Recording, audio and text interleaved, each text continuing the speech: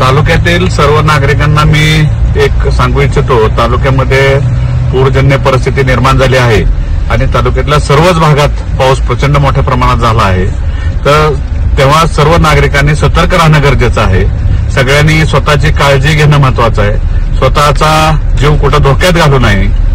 मुलाबाळांना सगळ्यांना सुरक्षित ठिकाणी ठेवा। जिथं कुठं अडचण असेल, ती अडचण असेल तर तुम्ही आमच्याशी संपर्क साधावा, आमच्या संपर्क कार्यालयाला फोन करावा किंवा माझे पर्सनल नंबर जिथं जिथं असतील, ज्यांच्याकडे नसतील त्यांना नंबर पाठवा। जिथं अडचणी तिथं ज्योतिराम घनवट आहे, आमचे तालुकाध्यक्ष अमित रणवरे आहेत माझ्याबरोबर, बापूराव शिंदे आहेत, मी आहे।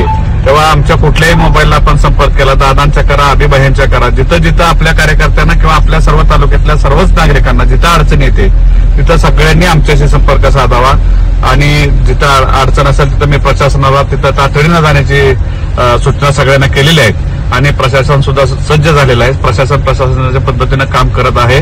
तेव्हा आपण आपल्या कार्यकर्त्यांनी अलर्ट राहून प्रत्येक ठिकाणी आपण तशा संबंधित विभागाला सूचना द्या किंवा आम्हाला सूचना द्या। आम्ही त्या वारंवार अधिकाऱ्यांशी संपर्क साधून तिथल्या अडचणी सोडवण्याचं काम करतो।